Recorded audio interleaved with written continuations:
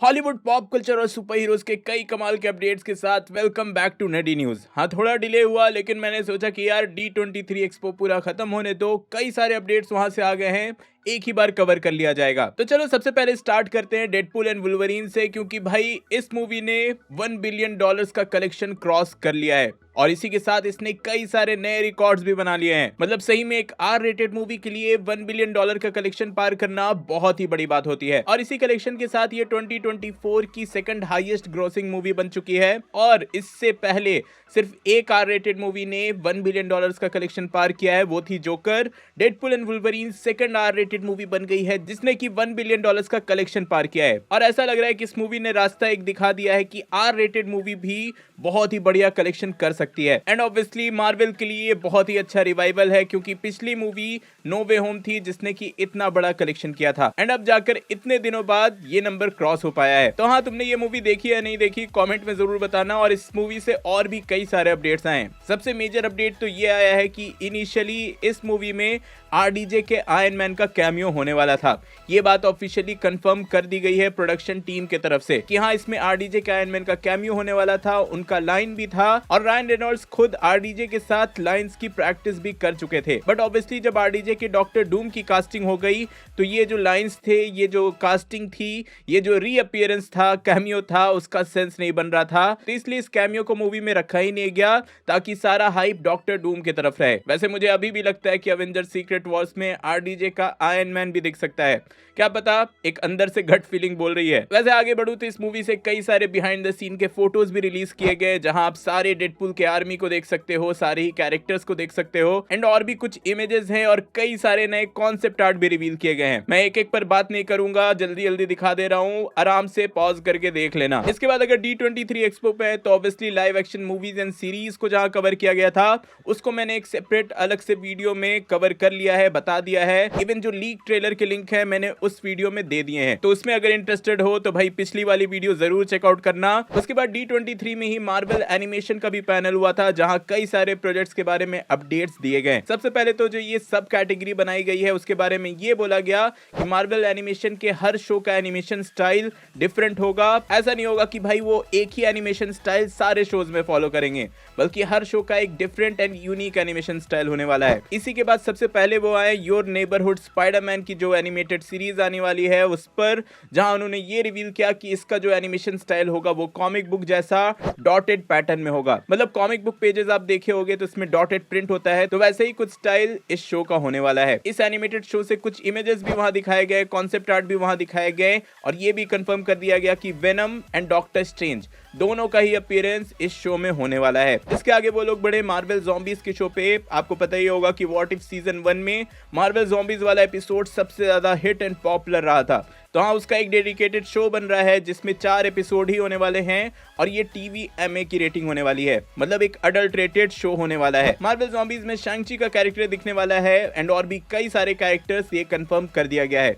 इसके बाद एक इंपॉर्टेंट शो रहा आइज ऑफ वकांडा करके, जिसको भी ब्लैक पैंथर का वकांडा पसंद है, वो पूरा यूनिवर्स पसंद है, तो भाई ये शो उन्हीं के लिए बनाया गया है, क्योंकि आइज ऑफ वकांडा में वकांडा की पूरी हिस्ट्री दिखाई जाएगी। एक तरह से ये प्रीक्वल शो है जिसमें टिचाला से पहले की स्टोरी, जितने भी ब्लैक पैंथर थे उनकी स्टोरी दिखाई जाएगी और उस हिस्ट्री को कवर किया जाएगा। और हाँ, सबसे इंपॉर्टेंट ये भी कि इस शो में आयरन फिस्ट का कैरेक्टर भी दिखेगा। देन व्हाट इफ के सीजन 3 को भी कंफर्म कर दिया गया और ये भी कंफर्म कर दिया गया कि भाई व्हाट इफ का सीजन 3 इस फ्रेंचाइज का लास्ट सीजन होने वाला है। मतलब ऐसा लग रहा है कि सीजन 2 शायद उतना सक्सेसफुल नहीं रहा जितना इन्होंने एक्सपेक्ट किया था, इसलिए ये लोग सीजन 3 के साथ ये सब एंड करने वाले हैं। और इसमें कई सारे रीसेंट MCU के कैरेक्टर्स दिखने वाले हैं, जैसे कि iron heart, शैंग-ची and even moon night भी। भाई मून नाइट के सीजन 2 के बारे में बताओ, व्हाट इफ में अपीयरेंस है तो चलो ठीक है, लेकिन फैंस जो है वो मून नाइट के सीजन 2 का ही वेट कर रहे हैं। अनफॉर्चुनेटली उसका कोई भी अपडेट इन्होंने नहीं दिया है। पर हाँ, रिसेंट आई एक्समैन के एनिमेटेड शो को बहुत ही अप्रिसिएशन मिला था, तो इसका सीजन 2 भी आएगा, ये कंफर्म कर दिया गया।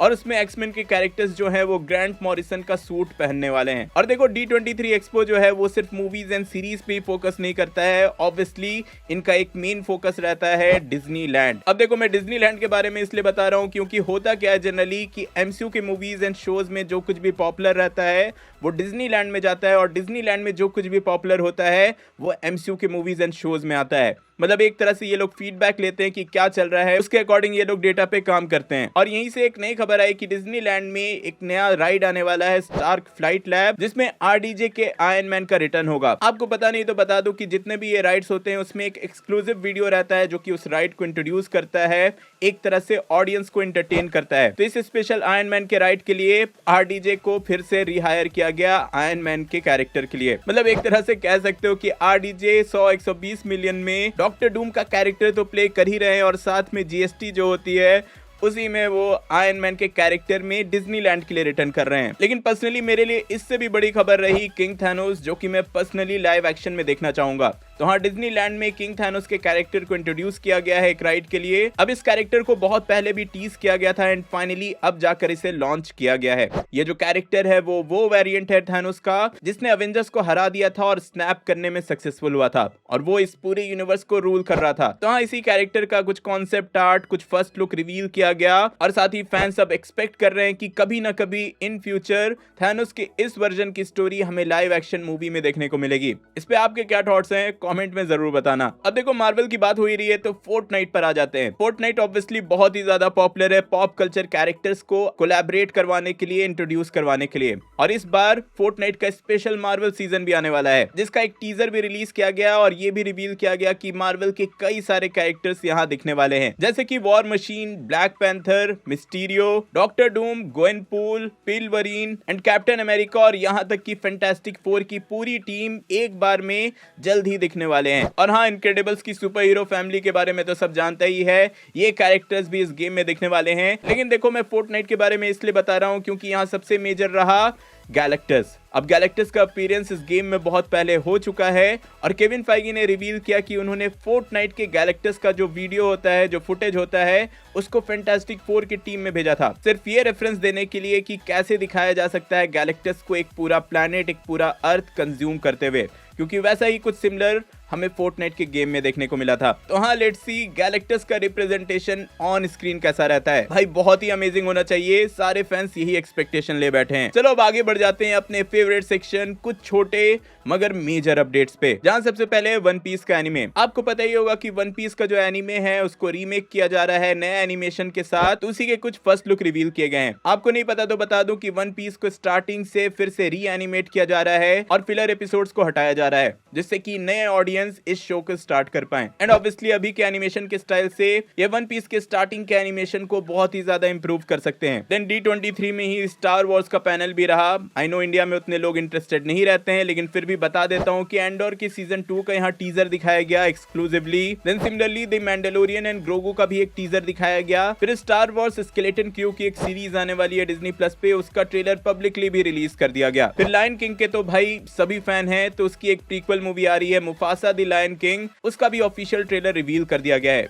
भाई सही में एनिमेशन की जो क्वालिटी है नेक्स्ट लेवल की है, लगता ही नहीं है कि भाई ये कंप्यूटर जनरेटेड है, सीजीआई है। फिर स्नो वाइट को लाइव एक्शन में रीमेक किया जा रहा है, सबको पता ही होगा, तो उसका ये एक ऑफिशियल पोस्टर रिवील किया गया एंड ऑफिशियल ट्रेलर भी, जिसमें आप रेचल जिगलर एंड गैल गडोट के लुक को देख ही सकते हो। देन कई लोग पर्सी जैक्सन की सीजन 2 का वेट कर रहे थे, तो उनका भी वेट खत्म हुआ। पर्सी जैक्सन सीजन 2 का ये एक ऑफिशियल पोस्टर रिलीज किया गया एंड एक ऑफिशियल टीजर भी। फिर फ्रोजन 3 को भी ऑफिशियली कंफर्म कर दिया गया, ये 2027 में रिलीज होने वाली है।